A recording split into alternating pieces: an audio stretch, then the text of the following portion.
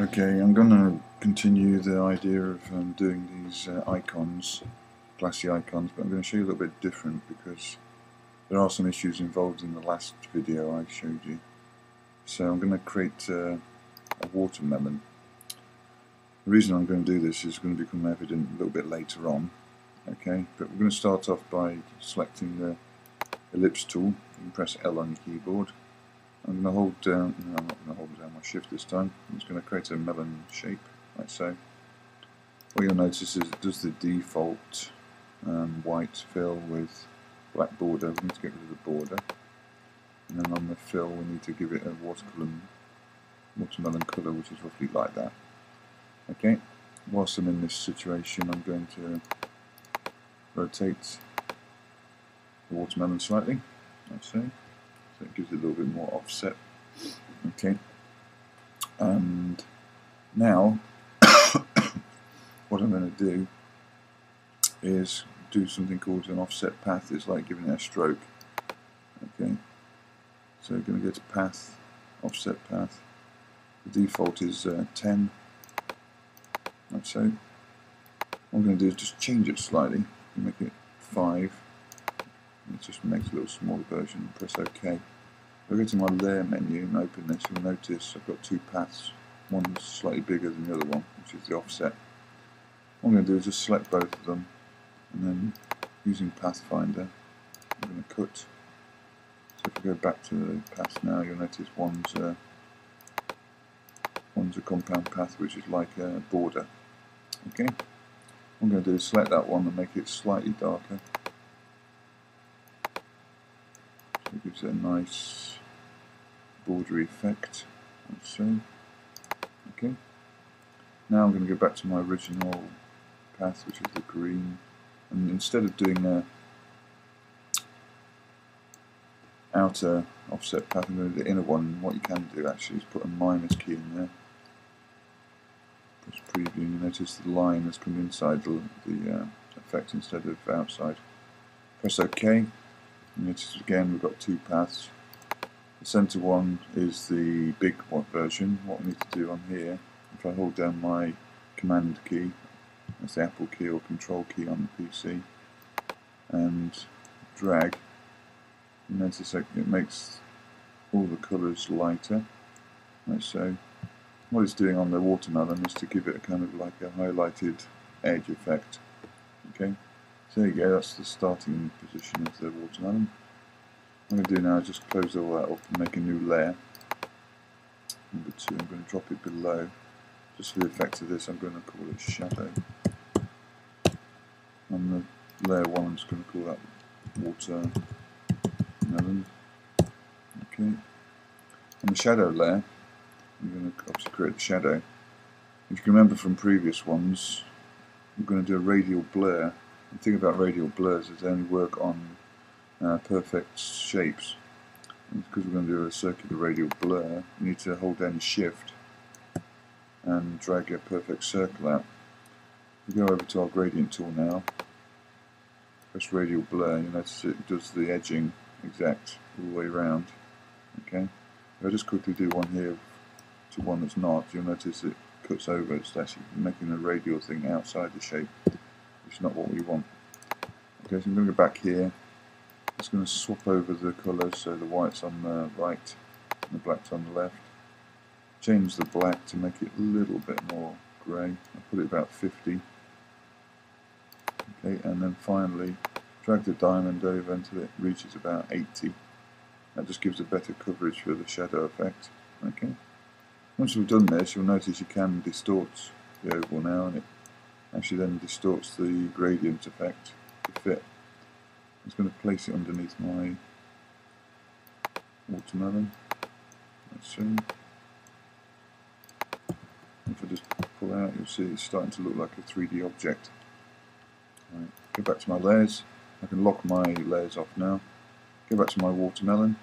What I've got to do is create the zigzaggy effect on it, which is what watermelons have.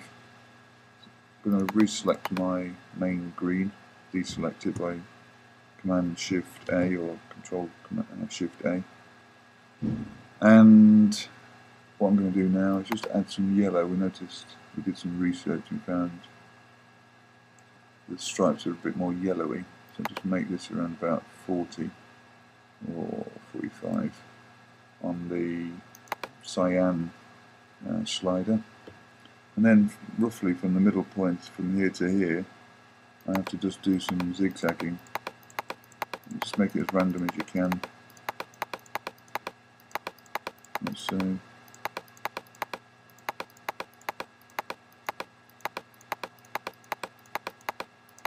doesn't really matter if it's exactly in the centre because we can adjust it later. So I'm just basically building up the idea that watermelons have this pattern on them. So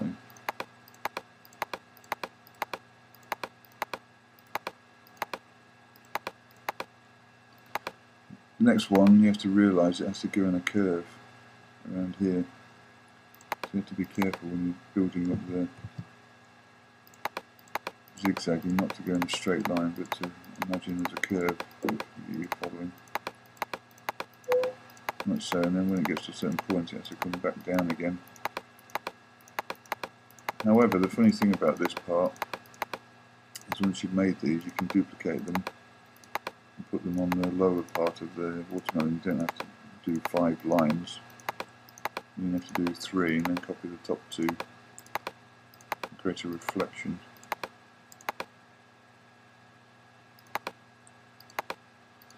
And I'm just building it up slowly. That's a little bit odd actually, and we just did back there. We can correct anything in vector anyway. That's the good thing about vectors. It's not locking you off to a finished design.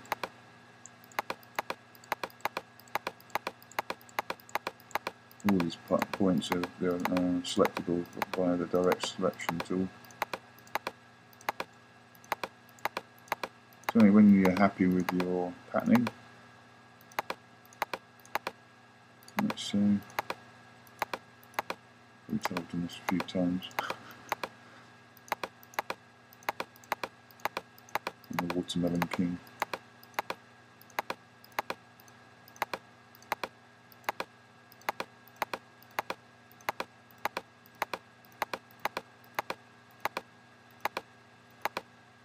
So we've got 3 stripes now, all up in the right position. I'm just going to adjust this one because it looks a bit odd.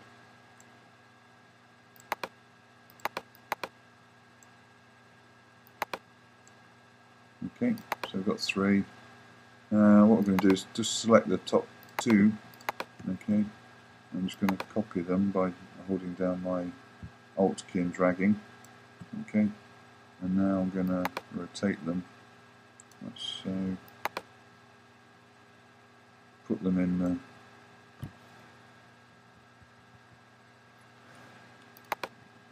right position. Just readjust some of the other ones to make them fit in the right place. So we have a basic watermelon type object. Okay. What we can do now is to make a new layer, because what I'm going to call this the glassy layer. Because what we're going to do now is create the effects of the glassiness and the 3D shadow. Alright. The way we do this, I'm just going to have a drink of coffee. I hope you don't mind. The way we do this is I'm going to reselect the main green. You'll notice a little blue square appears here.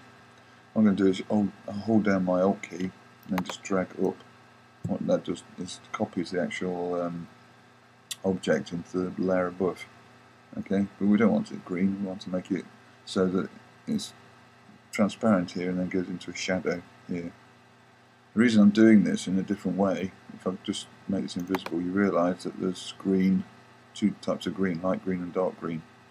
Okay, this can create problems if you're doing it the old-fashioned way that what I did before on the just the glassy button. Because instead, what we were doing on that one, especially with the highlight, is we're having white and then the green colour and then white again. We can't do that because it's crossing over several bands of colour. So we have to do it a different way. The way we do it is if we select this colour, what I'm going to do is give it the gradient, make it a linear gradient. So change its angle to 90. Like so. Now I'm going to drag this all the way down so it's around about 20. So there's more white than there is grey.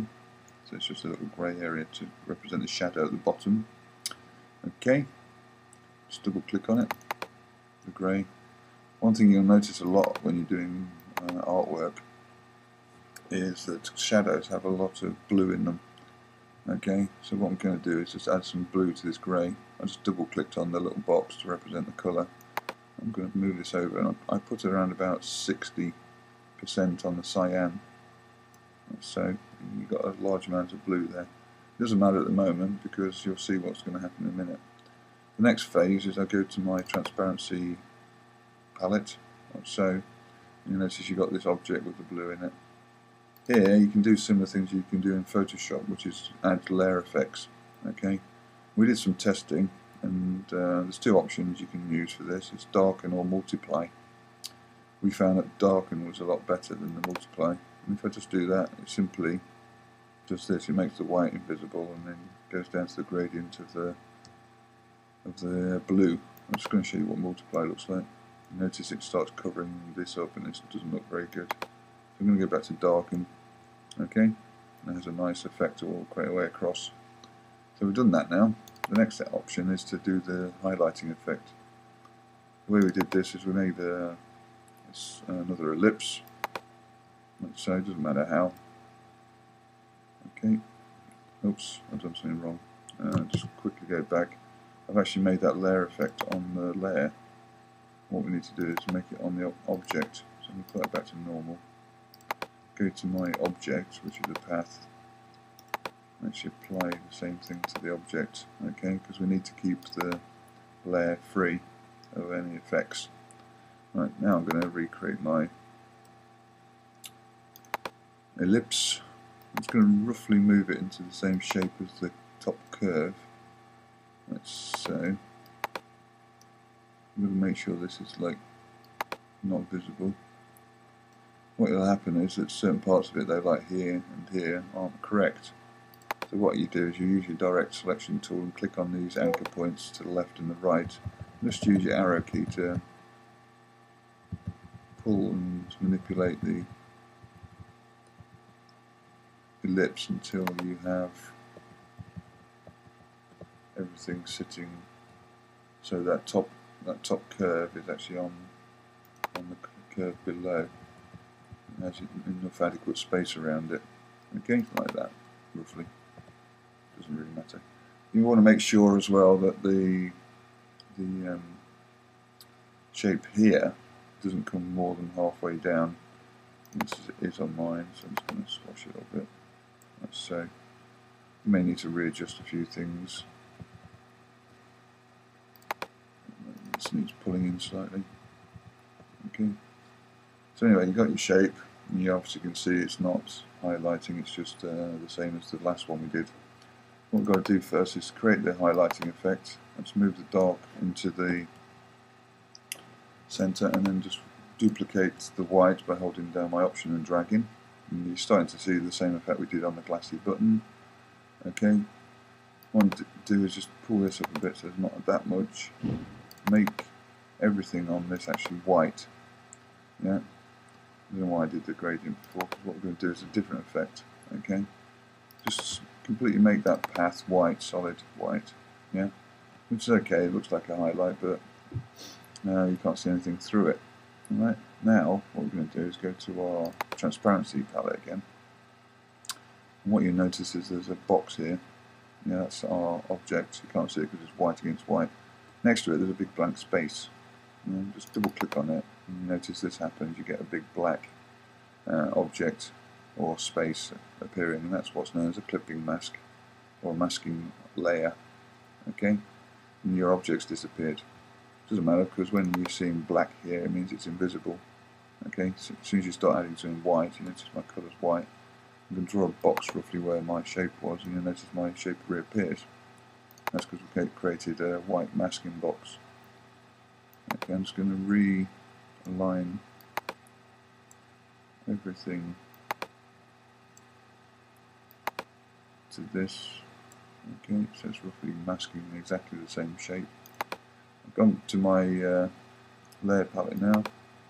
I'm going to add a black section there. As soon as I do that, you notice it's done this amazing thing of making everything slightly transparent. There's white at the top and the bottom, but in the middle you're seeing the watermelon through it.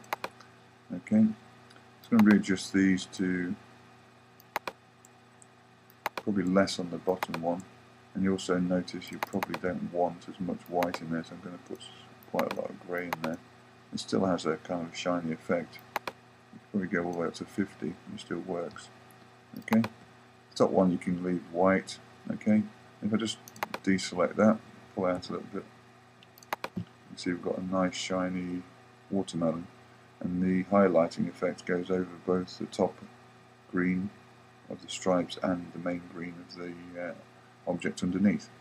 So that's another way of doing the glassy button effect. A little bit more complicated, but as you can see, has amazing results.